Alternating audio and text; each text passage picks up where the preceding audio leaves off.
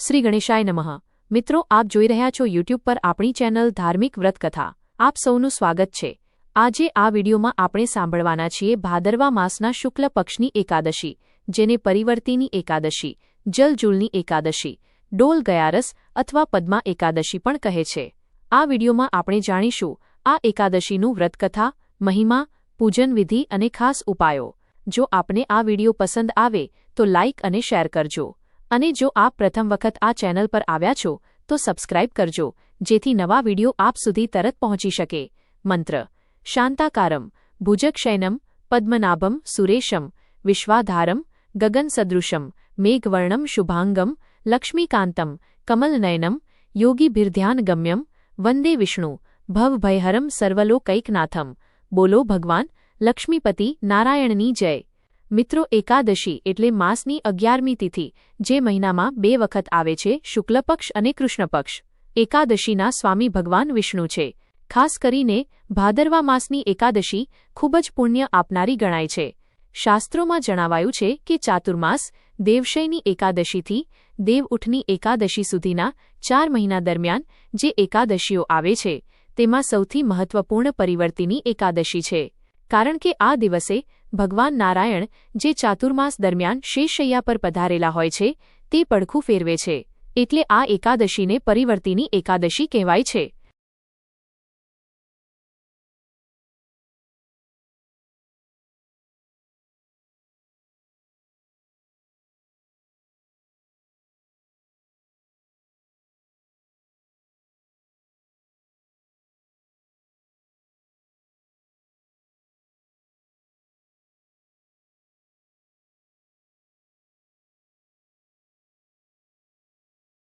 ઉપરાંત આ એકાદશીને પદ્મા એકાદશી પણ કહેવામાં આવે છે। પદ્મા એટલે માતા મહાલક્ષ્મીનું એક નામ। શાસ્ત્રોમાં વર્ણન છે કે જ્યારે દેવતાઓ અને અસુરો વચ્ચે યુદ્ધ થયું હતું, ત્યારે દેવતાઓએ માતા મહાલક્ષ્મીની સ્તુતિ અને મંત્રજાપ કરીને તેમને પ્રસન્ન કર્યા હતા। મિત્રો, આ એકાદશીનું મહત્વ ઘણું છે। આ એકાદશીને ડોલ ગયારસ પણ કહેવાય છે। મહારાષ્ટ્રમાં આ દિવસે લક્ષ્મીનારાયણ દેવની મૂર્તિને ડોલીમાં બેસાડીને પૂજન કરવામાં આવે છે અને ધામધૂમથી પાલખી નીકળે છે। ભક્તોને દર્શન મળે છે, તેથી આ એકાદશીને ડોલ ગયારસ કહેવાય છે। આ એકાદશીને જલજૂલની એકાદશી પણ કહે છે, કારણ કે ભગવાન શ્રીકૃષ્ણના જન્મ પછી પહેલીવાર જે સંસ્કાર થયો હતો તે આ દિવસે થયો હતો। માતા યશોદાએ નાનકડા શ્રીકૃષ્ણને સૂર્યનારાયણના દર્શન કરાવ્યા, તેમના વસ્ત્ર બદલ્યા અને સ્નાન કરાવ્યું।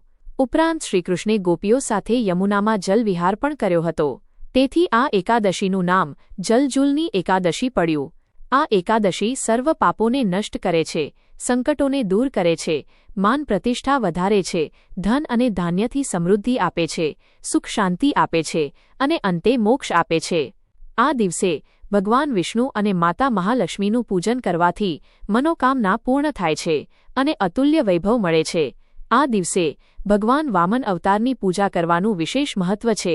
ભગવાન વામનની પૂજા કરવાથી પાપોનો નાશ થાય છે અને વૈકુંઠ ધામની પ્રાપ્તિ થાય છે। આ એકાદશી પર દાનનું ખૂબ મહત્વ છે। શાસ્ત્રોમાં કહેવામાં આવ્યું છે કે રાજા બલિએ ભગવાન વામનને 3 પગભૂમિ દાનમાં આપી આખું વિશ્વ પ્રભુને સમર્પિત કર્યું હતું, એટલે આ દિવસે ભક્તો દાન કરે છે। નાની વસ્તુ કે થોડું ધન પણ દાન કરીએ તો સોનાના દાન જેટલું પુણ્ય મળે છે। શાસ્ત્રો કહે છે કે જન્માષ્ટમી અને પરિવર્તિની એકાદશી એક જ સિક્કાની 2 બાજુ છે। નું વ્રત કરવાથી મનુષ્યને મોક્ષ મળે છે। ભગવાન શ્રીકૃષ્ણે યુધિષ્ઠિર રાજાને આ વ્રતનું મહાત્મ્ય સમજાવ્યું હતું। આ વ્રતમાં ભગવાન વિષ્ણુને કમલપુષ્પ અર્પિત કરવું જોઈએ અને ભક્તિપૂર્વક પૂજન કરવું જોઈએ।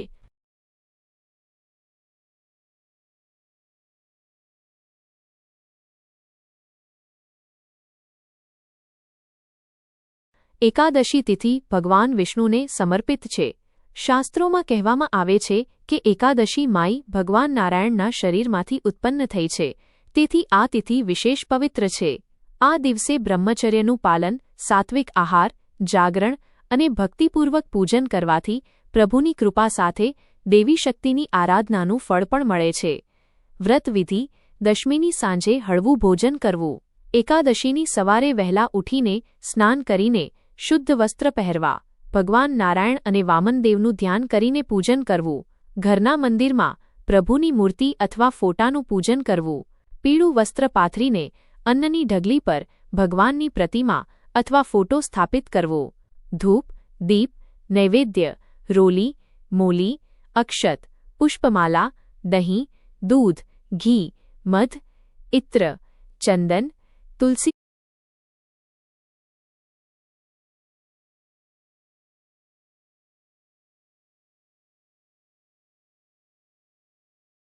ભગવાનને માખણ અને મિશ્રીનો ભોગ લગાવવો, હાથમાં તુલસીદળ અને જલ લઈને સંકલ્પ કરવો, હે પ્રભુ, હું આ જલજૂલની એકાદશીનું વ્રત કરું છું.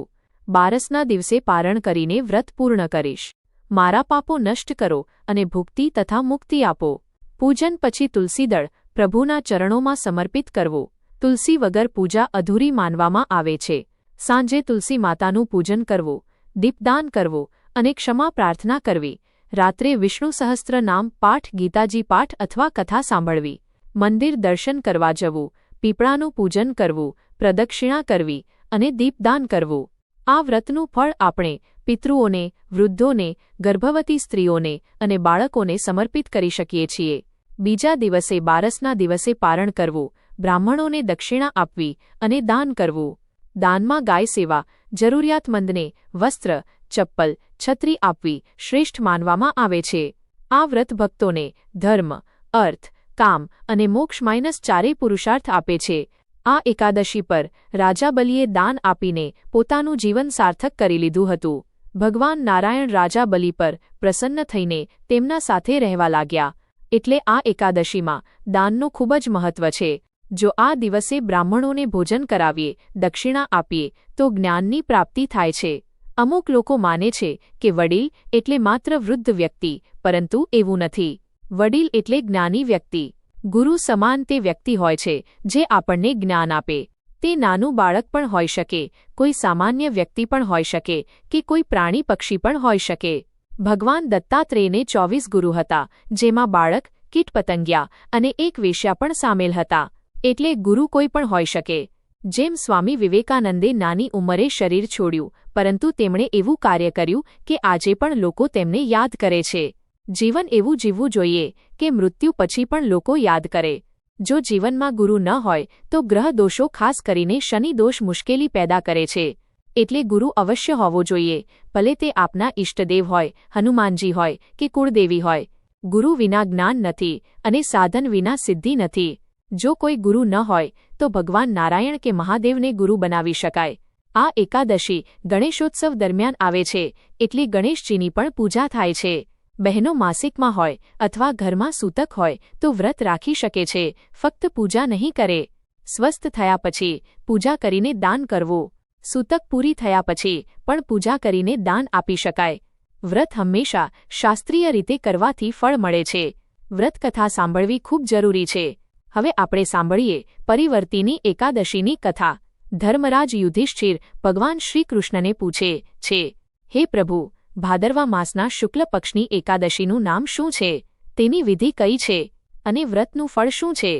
ભગવાન શ્રીકૃષ્ણ કહે છે, હે રાજન, આ એકાદશી પાપોનો નાશ કરતી અને મોક્ષ આપતી છે. તેને વામન એકાદશી કહે છે અને જયંતી એકાદશી પણ કહે છે. આ કથા સાંભળવાથી પાપો દૂર થાય છે અને ભક્તોને પુણ્ય મળે છે. આ દિવસે ભગવાન વિષ્ણુ પડખું બદલે છે, એટલે તેને પરિવર્તિની એકાદશી કહેવામાં આવે છે. શ્રીકૃષ્ણ આગળ કહે છે, ત્રેતાયુગમાં બલિ નામનો દાનવ હતો. તે ભક્ત, દાની અને સત્યવાદી હતો. તે દેવતાઓને હરાવીને સ્વર્ગમાં રાજ કરવા લાગ્યો. દેવતાઓએ મારી પ્રાર્થના કરી. મેં વામન અવતાર ધારણ કર્યો અને રાજા બલિએ મને 3 પગલાની ભૂમિ દાનમાં આપી.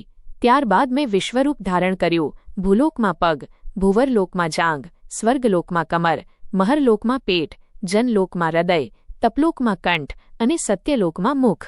ત્રીજો પગ મૂકવા જગ્યા ન હોવાથી બલિએ પોતાનું મસ્તક આગળ ધરી દીધું. મેં તેને પાતાળમાં મોકલી દીધો, પરંતુ તેની ભક્તિથી પ્રસન્ન થઈને કહ્યું કે હું પાતાળમાં પણ તારા સાથે રહીશ. શ્રીકૃષ્ણ કહે છે, ભાદરવા માસની આ એકાદશીથી લઈને કાર્તિક માસની દેવ ઉઠની એકાદશી સુધી હું ક્ષીરસાગરમાં શેષનાગ પર સૂતો રહું છું અને બલિ સાથે પાતાળમાં પણ રહું છું. આ એકાદશી ખૂબ પુણ્ય આપનારી છે. આ દિવસે વ્રત કરવાથી પાપો નાશ પામે છે. દહીં, ચોખા અને રૂપાનું દાન કરવું જોઈએ. રાત્રે જાગરણ કરવું જોઈએ. આ એકાદશીનું શ્રવણ કરનારને હજારો અશ્વમેઘ યજ્ઞ જેટલું પુણ્ય મળે છે. સ્કંદ પુરાણમાં પણ આ એકાદશીનું મહત્વ કહેવામાં આવ્યું છે. બોલો લક્ષ્મીપતિ નારાયણની જય. મિત્રો, આ હતી પરિવર્તિની એકાદશીની કથા. આશા છે કે આપને આ ગમ્યું હશે. જય શ્રી કૃષ્ણ. રાધે રાધે.